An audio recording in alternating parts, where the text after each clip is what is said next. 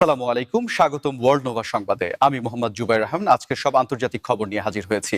শুরুতেই জানিয়ে দিব সংবাদ শিরোনাম, তারপর বিস্তারিত। গাজাবাসীর জীবনরেখা রাফা সীমান্ত খুললেও কাটেনি শঙ্কা।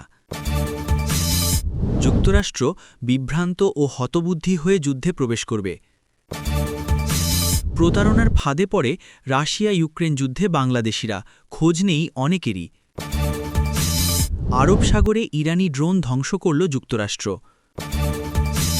বিদেশি নয়, দেশীয় অস্ত্রেই যুদ্ধ করবে ইসরায়েল, $110 বিলিয়ন বিনিয়োগ।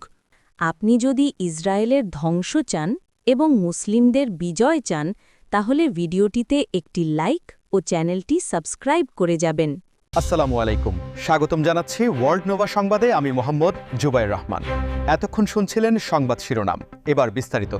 গাজাবাসীর জীবনরেখা হিসেবে পরিচিত রাফা সীমান্ত দীর্ঘ প্রতীক্ষার পর খোলার ঘোষণা আসলেও সেখানকার সাধারণ মানুষের মনে শঙ্কা যেন কিছুতেই কাটছে না, বরং সময়ের সাথে সাথে তা আরও গভীর হচ্ছে। কারণ আন্তর্জাতিক সম্প্রদায়ের চাপে ত্রাণবাহী ট্রাক চলাচলের জন্য সীমান্তটি সাময়িকভাবে খোলার সিদ্ধান্ত নেওয়া হলেও বাস্তবে সেটি প্রয়োজনের তুলনায় একেবারেই অপ্রতুল বলে মনে করছেন মানবিক সহায়তা সংস্থাগুলো।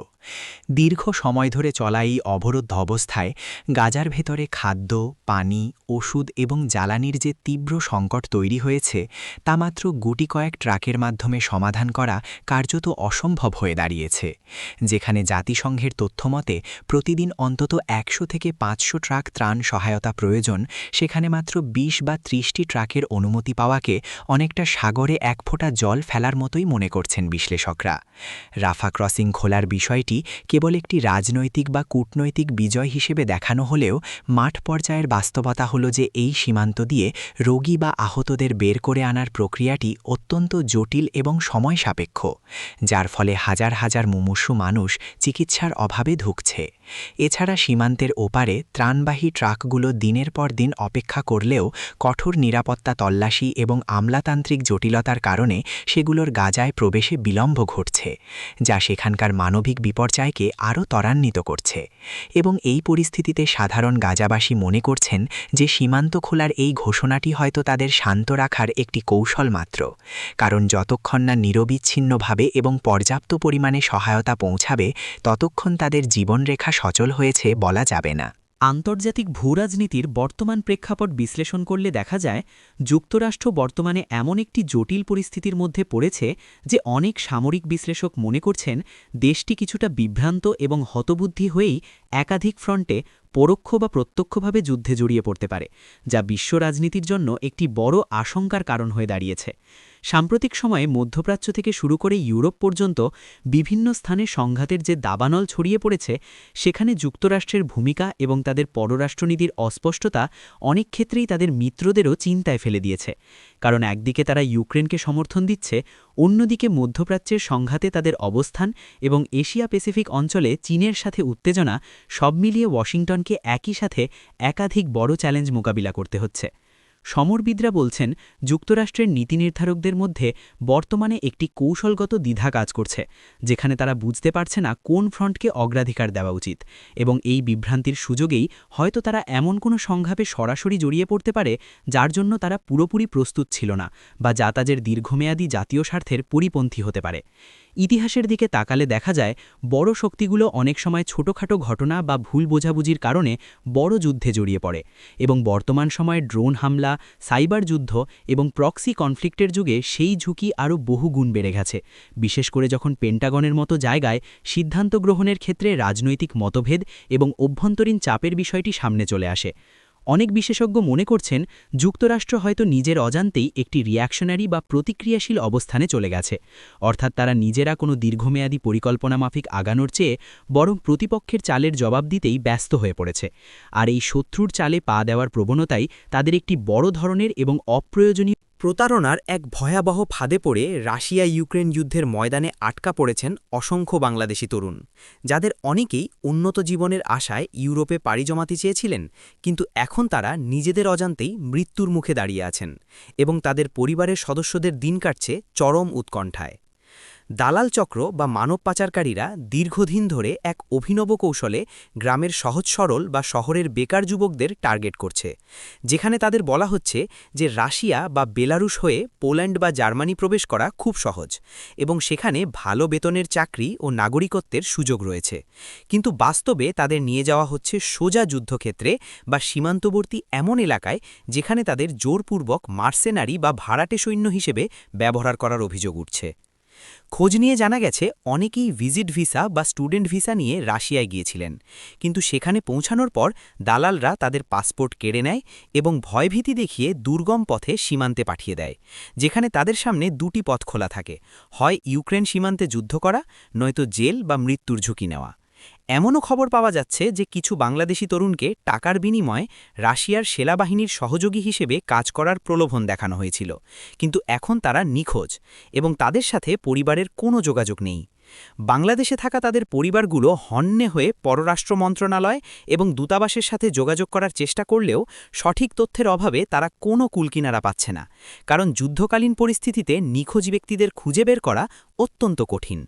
বিশ্লেষকরা বলছেন এটি কেবল একটি অধিবাসন সমস্যা নয়, বরং এটি একটি বড় ধরনের আন্তর্জাতিক অপরাধ চক্রের কাজ, যারা যুদ্ধের ডামাডোলকে কাজে লাগিয়ে মধ্যপ্রাচ্যের উত্তেজনার পারদ আরও বাড়িয়ে দিয়ে আরব সাগরে একটি ইরানি ড্রোন ধ্বংস করেছে যুক্তরাষ্ট্র, যা ওই অঞ্চলের নৌ নিরাপত্তা এবং আন্তর্জাতিক বাণিজ্য পথের জন্য একটি বড় সতর্কবার্তা হিসেবে দেখা হচ্ছে। পেন্টাগনের পক্ষ থেকে জানানো হয়েছে যে তাদের একটি যুদ্ধজাহাজ আরব সাগরে টহলরত অবস্থায় একটি ড্রোনকে তাদের দিকে ধেয়ে আসতে দেখে এবং সেটিকে হুমকি হিসেবে চিহ্নিত করে তাৎক্ষণিকভাবে গুলি করে ভূপাতিত করে, যা প্রমাণ করে যে ওই অঞ্চলে এখন আর কোনো জাহাজই পুরোপুরি নিরাপদ নয়। এই ঘটনাটি এমন এক সময় ঘটল যখন লোহিত সাগর এবং পারস্য উপসাগরে একের পর এক বাণিজ্যিক জাহাজে হামলার ঘটনা ঘটছে এবং যুক্তরাষ্ট্র ও তার মিত্ররা এই অঞ্চলটিকে নিরাপদ রাখার জন্য ব্যাপক সামরিক উপস্থিতি বজায় রাখছে। ইরান সরাসরি এই ঘটনার দায় স্বীকার না করলেও যুক্তরাষ্ট্র দাবি করছে যে ড্রোনটি ইরানি প্রযুক্তিতে তৈরি এবং এটি ইরানের প্রক্সি বাহিনী বা সরাসরি ইরানের পক্ষ থেকেই উৎক্ষেপণ করা হয়েছে, যার লক্ষ্য ছিল যুক্তরাষ্ট্রের সামরিক সক্ষমতা পরীক্ষা করা অথবা ওই অঞ্চলে আতঙ্ক সৃষ্টি করা। সামরিক বিশেষজ্ঞরা বলছেন আরব সাগর বা ভারত মহাসাগরের এই রুটটি বিশ্ব বাণিজ্যের জন্য অত্যন্ত গুরুত্বপূর্ণ, বিশেষ করে জ্বালানি তেল পরিবহনের জন্য। তাই এখানে যদি ড্রোন হামলার মতো ঘটনা নিয়মিত ঘটতে থাকে তবে তেলের দাম আন্তর্জাতিক বাজারে হু হু করে বেড়ে যাবে এবং ইন্স্যুরেন্স কোম্পানিগুলো জাহাজের প্রিমিয়াম বাড়িয়ে দেবে, যার সরাসরি প্রভাব পড়বে সাধারণ ভোক্তাদের ওপর। ড্রোন ধ্বংসের এই ঘটনাকে কেন্দ্র করে ওয়াশিংটন এবং তেহরানের মধ্যে বাকযুদ্ধ এবং সামরিক উত্তেজনা নতুন মোড় নিতে পারে বলে আশঙ্কা করা হচ্ছে, কারণ ইরান ইতিমধ্যেই ঘোষণা দিয়েছে যে তারা তাদের জলসীমার বা তার আশেপাশে বিদেশি শক্তির উপস্থিতি সহ্য করবে। ইসরায়েল তাদের প্রতিরক্ষা ব্যবস্থায় এক বিশাল পরিবর্তনের ডাক দিয়েছে, যেখানে তারা ঘোষণা করেছে যে ভবিষ্যতে যুদ্ধের জন্য তারা আর বিদেশি অস্ত্রের ওপর নির্ভর করবে না, বরং সম্পূর্ণ দেশীয় প্রযুক্তিতে তৈরি অস্ত্রের ওপর ভিত্তি করেই তাদের সামরিক বাহিনী পরিচালিত হবে এবং এই লক্ষ্য অর্জনে তারা প্রায় $110 বিলিয়ন বিনিয়োগের পরিকল্পনা হাতে নিয়েছে।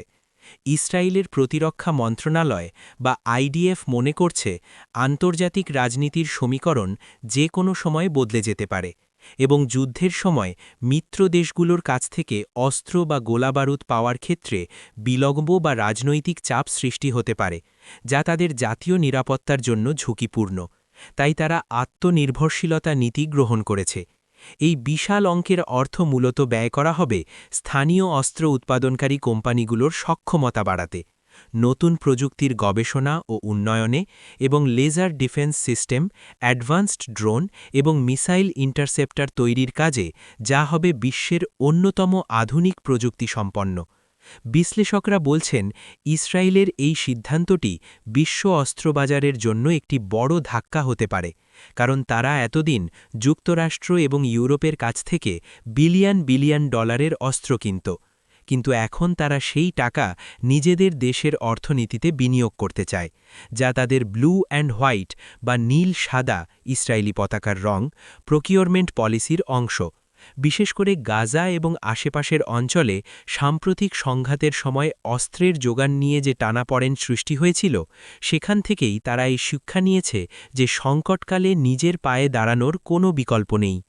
এই প্রকল্পের আওতায় তারা আয়রন ডোম, ডেভিড স্লিং এবং অ্যারো সিস্টেমের মতো প্রতিরক্ষা ব্যবস্থাগুলোকে আরও শক্তিশালী করবে এবং কৃত্রিম বুদ্ধিমত্তা বা এআই যুক্ত